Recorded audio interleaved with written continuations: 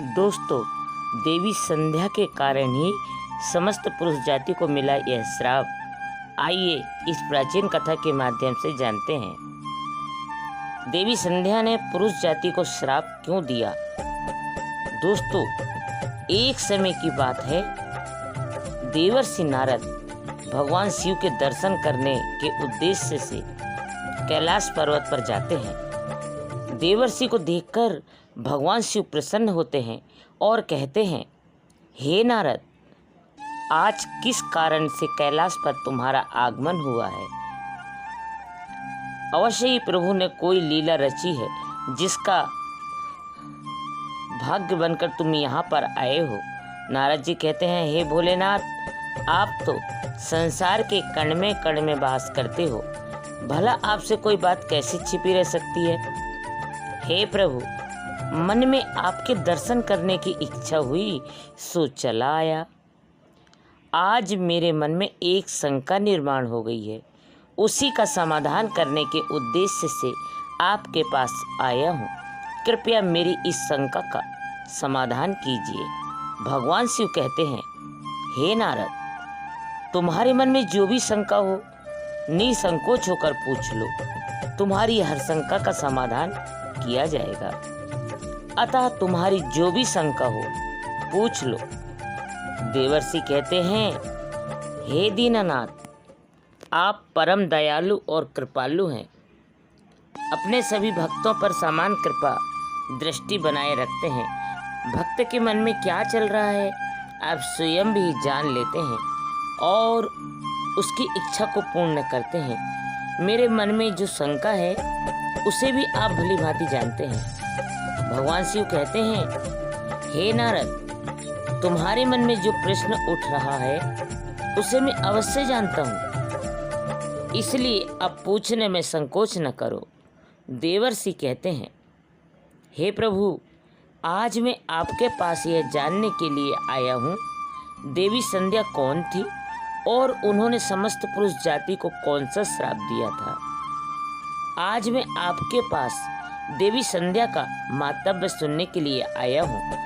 भगवान शिव कहते हैं, हे नारद, आज तुमने उत्तम प्रश्न किया है, इसमें समस्त मानव जाति का कल्याण छिपा हुआ है। आज मैं तुम्हें देवी संध्या के जन्म की कथा सुनाता हूँ। इस कथा को मैं तुम्हें तुम्हारे सभी प्रश्नों के उत्तर मिल जाएंगे, इसलिए देवी संध्या के इस प्राचीन इतिहास को तुम ध्यानपूर्वक सुनो।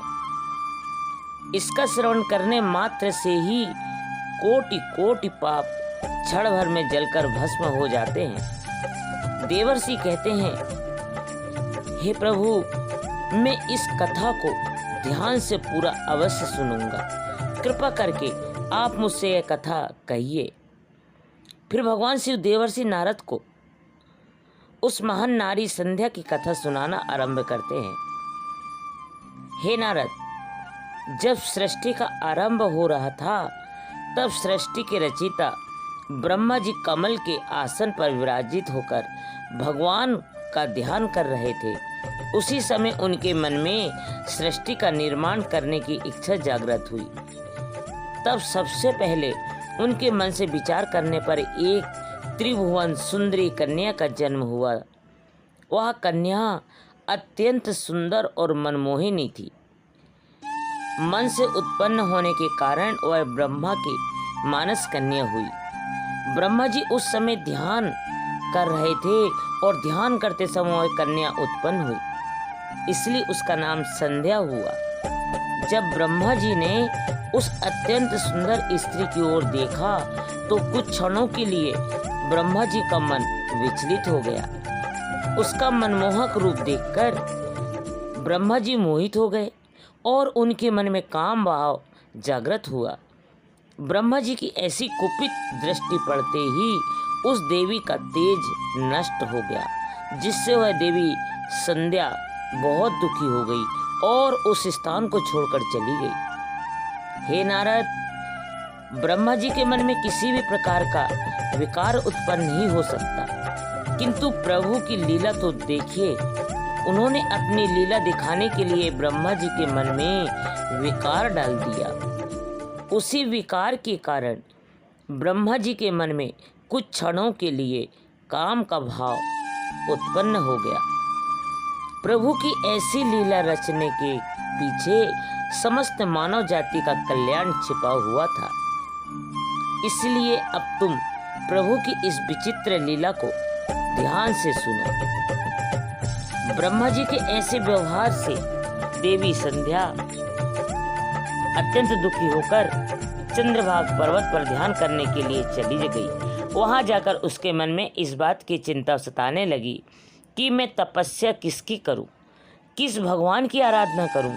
इसी विचार से वह पृथ्वी लोक पर ब्रह्मोहित नाम के सरोवर के पास चली गई और वहीं पर खड़ी होकर फिर महर्षि वशिष्ठ उसी स्थान से गुजर रहे थे तो उन्होंने संध्या को सरोवर के पास खड़ा हुआ देखा। देवी संध्या को अकेले उस स्थान पर देखकर महर्षि वशिष्ठ उसके पास चले गए और पूछने लगे, भद्रे, तुम कौन हो, किसकी पुत्री हो, इस भयंकर वन में किस लिए घूम रही हो? यदि कोई गोपनीय बात न हो तो अवश्य तुम्हारा उद्देश्य बताओ। तब देवी संध्या ने उनके साथ जो हुआ वह बताया और कहा, हे मुनिवर, इस पर्वत पर तपस्या करने के लिए उद्देश्य से आई हूँ। कृपया आप मुझे बताइए मैं किसकी तपस्या करूं? मुझे अब इस दोष से कौन मुक्ति दिलाएगा तथा तपस्या कैसी करनी चाहिए? कृपया मुझे उपदेश देकर अनुग्रहित कीजिए।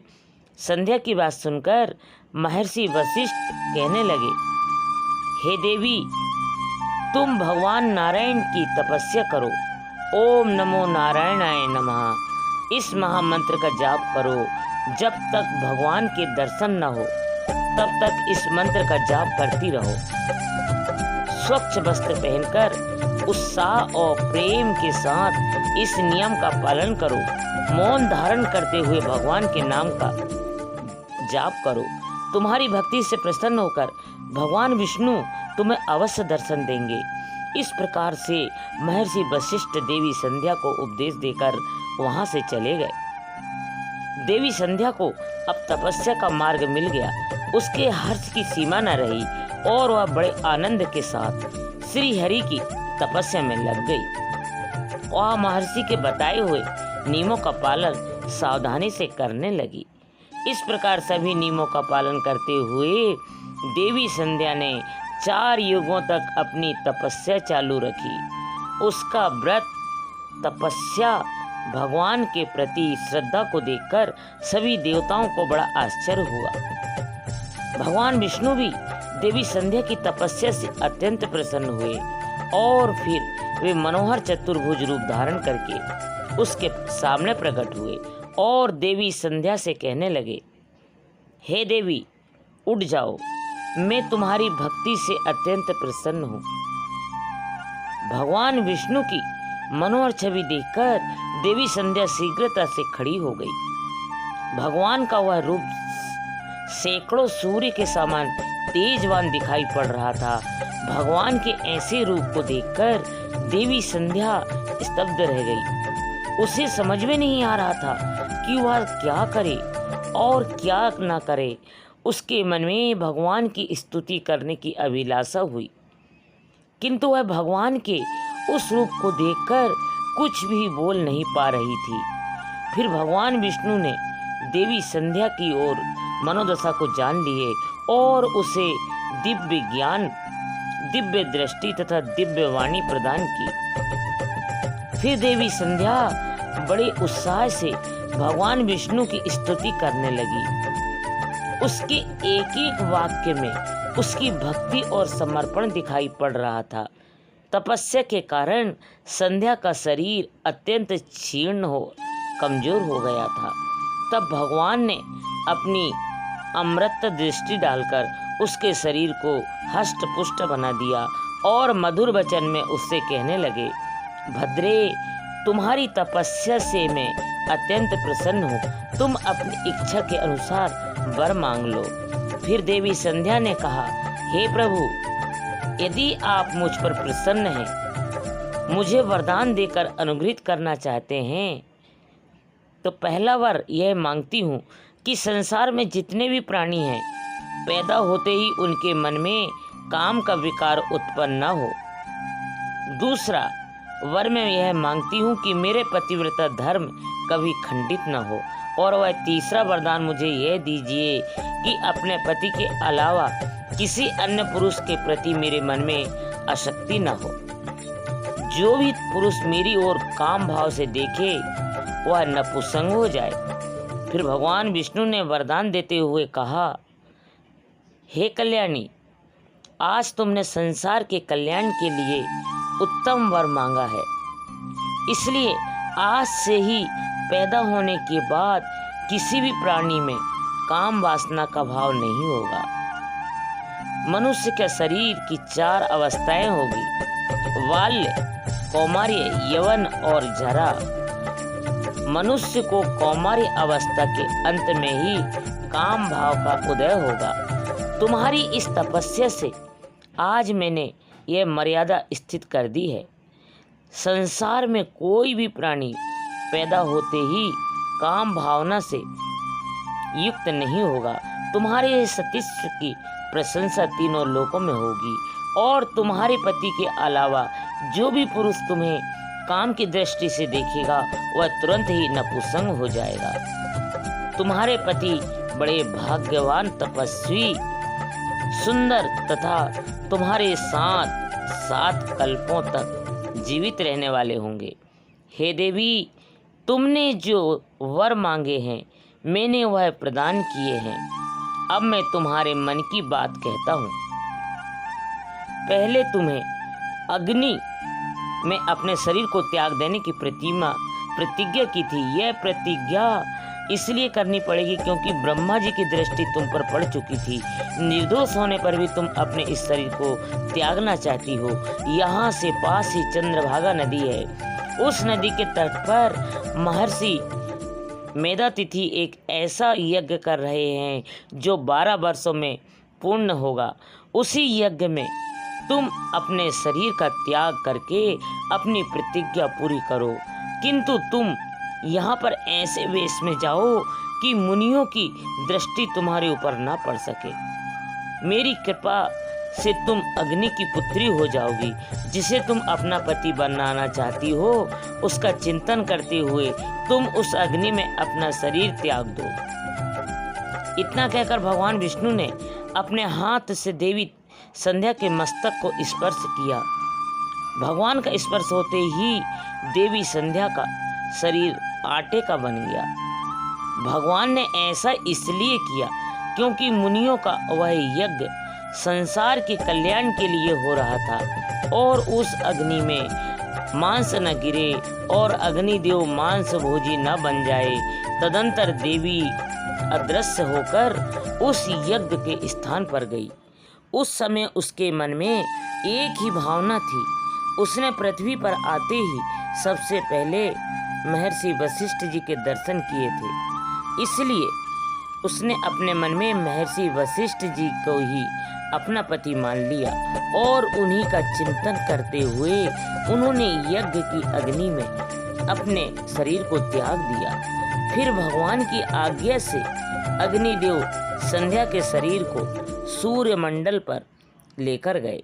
फिर सूर्यदेव ने संध्या के शरीर के 2 भाग करके देवताओं और पितरों को प्रसन्न करने के लिए अपने रथ पर स्थापित कर दिया।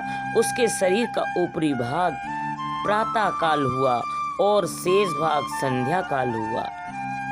देवी संध्या के कारण ही सुबह सूर्योदय के समय को प्रातः संध्या कहा जाता है और सूर्यास्त के समय को संध्या काल कहा जाता है। इस प्रकार से देवी संध्या जो त्याग की मूर्ति थी, उन्होंने अग्नि में प्रवेश करके अपने जीवन को समाप्त कर दिया। भगवान विष्णु के वरदान से देवी संध्या दूसरे जन्म में अरुंधति के रूप में प्रकट हुई और ब्राह्मण श्री वशिष्ठ जी की पत्नी हुई। भगवान शिव कहते हैं, हे नारद, इस प्रकार से देवी संध्या के कारण ही संसार में जन्म लेने वाला प्रत्येक प्राणी काम के भाव से रहित होकर उसके अंदर किसी भी प्रकार की काम वासना नहीं होती है, और वह जब वह कौमार्य हो प्राप्त हो जाता है तभी उसमें काम वासना उत्पन्न होती है। इस प्रकार से मैंने आपको देवी संध्या के जीवन का चरित्र सुना दिया है। देवर्षि कहने लगे, हे प्रभु, आपने देवी संध्या के चरित्र को सुनाकर मुझ पर उपकार किया है। देवी संध्या की कथा सुनकर मैं धन्य हुआ, आपका कोटि कोटि धन्यवाद। प्रभु, अब मैं भी इस कथा का तीनों लोकों में प्रचार करूंगा। तो दोस्तों, इस प्रकार से भगवान शिव ने देवर्षि को देवी संध्या की कथा सुनाई। आपको यह कथा कैसी लगी कमेंट करके अवश्य बताएं। जानकारी अच्छी लगी हो तो वीडियो को लाइक जरूर करें और कमेंट में हर हर महादेव, जय श्री हरि विष्णु अवश्य लिखें। साथ ही चैनल को सब्सक्राइब करें ताकि ऐसी ही आध्यात्मिक जानकारी आपको प्राप्त हो और मिलती रहे अगली प्रस्तुति में। आज के लिए बस इतना ही। आप सभी का धन्यवाद दोस्तों।